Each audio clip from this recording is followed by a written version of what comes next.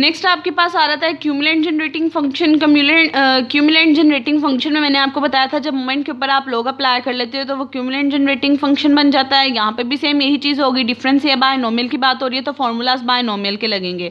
आपने देखा moment basically binomial में q प्लस पी की पावर टी की होल पावर n के इक्वल आता है। आप चाहो तो इस फॉर्मूले से भी सॉल्व कर सकते हो, चाहो तो इससे भी सॉल्व कर सकते हो। ठीक है, यहाँ पे सबसे पहले आपने बताया क्यूमुलेंट किसके इक्वल होता है, मोमेंट जनरेटिंग फंक्शन की वैल्यू लगाओगे। लॉग की प्रॉपर्टी होती है पावर स्टार्ट में रहती है, इसकी पावर स्टार्ट में आ जाएगी। उसके बाद आप इसको ओपन करोगे थोड़ा सा, e की पावर t की सीरीज पता होती है आपको क्या है, e की पावर t की सीरीज लिखोगे। करने के बाद आपने एट दी एंड यहाँ पे सारी की सारी टर्म को सक्सेस में चेंज कर देना है।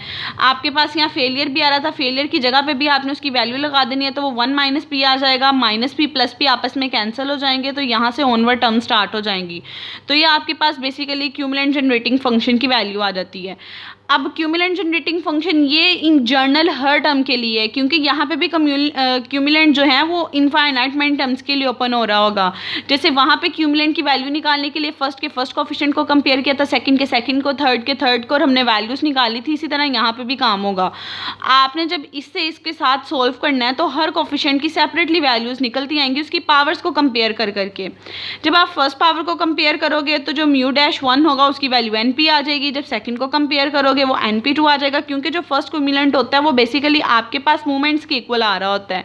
तो K1 की वैल्यू ये होगी, K2 की ये होगी, K3 की ये होगी। आपने वैल्यूज़ याद कर लेनी है, ये NP है, ये NPQ है, ये NPQ into Q minus P, इस तरह सारी की सारी वैल्यूज से 3-4 दी आपने याद कर लेनी है।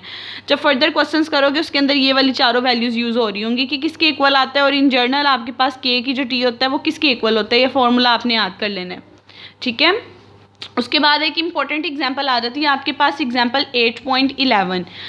इसमें आपसे कहा 8.11 में आपने प्रूव करना है कि बायनोमियल डिस्ट्रीब्यूशन फंक्शन के अंदर ये वाला रिलेशन होल्ड करता है कि जब आपके पास मीन r+1 के साथ आ रहा है तो आपकी left hand side right hand side के इक्वल होती है। और इसके साथ साथ आपसे कहा है कि सेकंड मोमेंट, थर्ड मोमेंट और सेकंड मीन, थर्ड और फोर्थ मीन की आपने वैल्यू भी निकालनी है। अब ये सारे का सारा आपने काम करना है। अब आप लोग एक चीज़ नोट करो, जब आपके पास डैशेस होते हैं इसका मतलब ये होता है मूवमेंट अबाउट द ओरिजिन बात हो रही है। यहाँ पे डैशेस नहीं लगे हुए, इसका मतलब मूवमेंट अबाउट द मीन बात हो रही है, यानी कि उसका जो सेंटर है वो यहाँ पे म्यू आएगा, जीरो नहीं आएगा। मोमेंट अबाउट द मीन अगर आपने निकालना हो बेसिकली आर्थ टर्म के लिए वो expected value of x minus mu की पावर r होती है, म्यू NP के इक्वल होता है। इस वाले पूरे के पूरे क्वेश्चन में x नहीं लिया हुआ, x की जगह j लिया हुआ, इसलिए अगर मैं फॉर्मूले में x की जगह j रिप्लेस कर दूं कोई फ़र्क नहीं पड़ेगा। ये वाली चीज़ जब ओपन होगी समीशन आएगा, ये j माइनस n की पावर r आ जाएगा, ऊपर n ही होता है, नीचे x होता था, x की जगह j, यहाँ पे p की पावर x होती थी j, और यहाँ पे n माइनस j आ जाएगा। बेसिकली आर्थ टर्म के लिए ये वैल्यू उन्होंने जो यहाँ पे लिखी है वो इस वाली टर्म से निकली है। ऐसे ये वाला मैंने प्रोसेस आपको बताया 1 बाय 1 करके, ये स्टेप से डायरेक्ट उन्होंने ये वाली वैल्यू लिखी हुई है कि म्यू की r की ये वैल्यू आती है आपके पास। आपको उसका डेरिवेटिव चाहिए विद रिस्पेक्ट टू p, आप बोथ साइड डेरिवेटिव ले लोगे p के रिस्पेक्ट से। अब एक चीज़ का ख्याल रखना है, q जो है वो कॉन्स्टेंट नहीं है p के रिस्पेक्ट से, q भी 1 माइनस पी के इक्वल होता है। आपकी मर्जी है q की जगह 1 माइनस पी पुट करके डेरिवेटिव ले लो, या आपकी मर्जी है डायरेक्ट q का भी डेरिवेटिव ले सकते हो कि पावर नीचे पावर में से एक कम, ये सारी चीज़ें। अब जब p के रिस्पेक्ट से डेरिवेटिव लेना है, एक p यहाँ आ रहा है, एक p यहाँ, एक p यहाँ है, 3 p आ रहे हैं, इसका मतलब प्रोडक्ट रूल लगेगा। फर्स्ट टर्म का डेरिवेटिव बाकी तो function as it is, second का डेरिवेटिव फर्स्ट और third as it is, third का derivative first second as it is.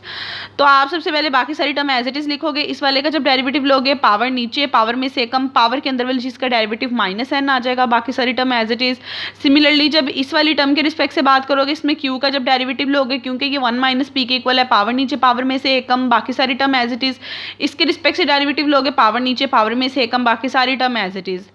करने के बाद सेकंड और थर्ड टर्म जो है उसके अंदर से तीनों चीज़ें कॉमन आ रही होंगी, कॉमन लिख दोगे और अंदर बता दोगे ये टर्म बन रही है, और लेफ्ट हैंड साइड और first term as it is नीचे आती जाएगी।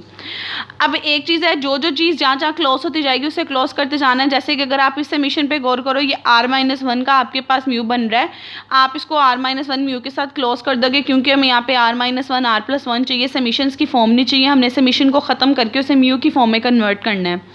इसी तरह जब आपने इसका एलसीएम लेके इसको सॉल्व करना है तो बेसिकली ये वाली टर्म जो है ये r+1 के साथ आ रही होगी, ये basically j minus N P ही बनना है तो वो ऐड होकर r+1 आ जाएगा। तो ये पूरी की पूरी टर्म आपके पास म्यू r+1 में कन्वर्ट हो जाएगी। अब देखिए तकरीबन यही वाली टर्म बन गई है आपके पास, इसका डेरिवेटिव है ये वाली चीज़ r+1 के साथ और ये r-1 के साथ है। डिफरेंस ये यहाँ पे सिंपल आ रहा है, यहाँ पे QP आ रहा है तो हम बोथ साइड QP से मल्टीप्लाई कर देंगे ताकि ये टर्म कैंसिल हो जाए और इस वाली टर्म को इधर लेके चले जाएंगे ताकि ये दोनों टर्म्स एक साथ आ जाएं। इसी तरह यहाँ पे ये काम किया, PQ से मल्टीप्लाई कर दिया और ट्रांसपोजिंग कर दी। ट्रांसपोजिंग का मतलब ये कि इस वाली चीज़ को इधर जाके कन्वर्ट कर दिया आपने।